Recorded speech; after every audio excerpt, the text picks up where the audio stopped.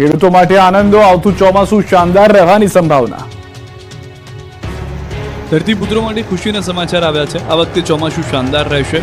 મોં માંગ્યો વરસાદ પડશે। ખેડૂતોને લઈને પહેલીવાર ચોમાસાની તારીખ પ્રમાણે વર્તારો જાહેર કરવામાં આવ્યો છે। છેલ્લા 25 વર્ષથી આગાહી કરતા આગાહીકાર રજનીકાંત લાલાણીના અનુમાન મુજબ આવતું ચોમાસું મધ્યમ સાધારણ રહેશે। વર્ષા વિજ્ઞાન મંડળ જૂનાગઢના સભ્ય લાલાણીએ 24 પરિબળોના અભ્યાસ પરથી ચોમાસાનું અનુમાન કર્યું। તેમના કહેવા પ્રમાણે અલગ અલગ 2 તબક્કામાં વાવણી થશે। શ્રાવણ મહિનામાં વરસાદની સંભાવના નહીવત, વાવણી બાદ એકાદ મહિનો ખેંચાઈ શકે છે વરસાદ। આખા ચોમાસામાં કુલ 43 દિવસ વરસાદ પડવાની શક્યતા છે। 25 જૂનથી 28 જૂન દરમિયાન પહેલી વાવણીનું અનુમાન છે। 2 થી 17 જુલાઈ દરમિયાન બીજી વાવણી થશે। 2 થી 17 જુલાઈમાં અતિવૃષ્ટિનું અનુમાન છે, તો 11 થી 30 સપ્ટેમ્બર દરમિયાન પણ અતિવૃષ્ટિ થઈ શકે છે અને 22 ઓક્ટોબરથી ચોમાસાની વિદાયની શક્યતા છે। તો ખાનગી હવામાન એજન્સી સ્કાયમેટે પણ ચોમાસું ધમાકેદાર રહેવાની આગાહી કરી છે। સ્કાયમેટના અનુમાન મુજબ ચોમાસું સામાન્ય એટલે કે સારું રહેશે। ચોમાસું સામાન્ય રહેવાની શક્યતા 40% છે। દુષ્કાળની શક્યતા માત્ર 5% છે। જૂન જુલાઈમાં સામાન્ય વરસાદની શક્યતા, ઓગસ્ટમાં સામાન્ય કે તેથી વધુ વરસાદ થઈ શકે। એકંદરે 103% વરસાદની સંભાવના છે।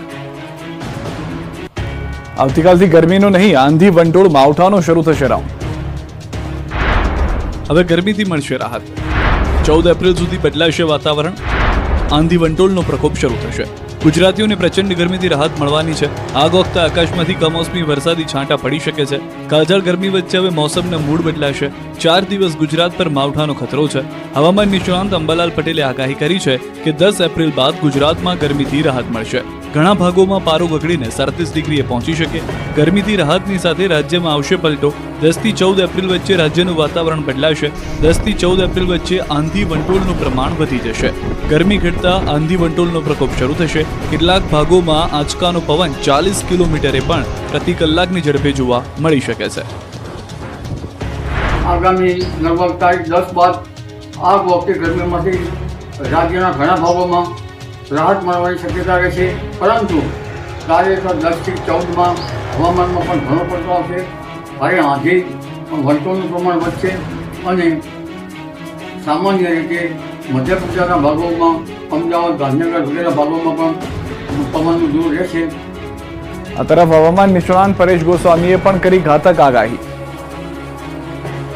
ગુજરાતમાં ગરમી વચ્ચે ફરી વાદળો વરસાદ લઈને આવવાના છે। ફરી ખેડૂતો માટે ઘાતક દિવસો આવવાના છે। પાક પર ખતરો મંડરાવાનો છે। બીજી તરફ કાળઝાળ ગરમીમાં શેકાતા લોકોને રાહત મળવાની છે। હવામાન નિષ્ણાંત પરેશ ગોસ્વામીએ ખેડૂતોની ચિંતા વધારવાની આગાહી કરી છે। તેમના અનુમાન મુજબ ગુજરાતવાસીઓએ આગ ઝરતી ગરમીમાંથી રાહત મળશે। આવતીકાલથી ગરમી ઘટશે। 11 થી 15 એપ્રિલ સુધી તાપમાન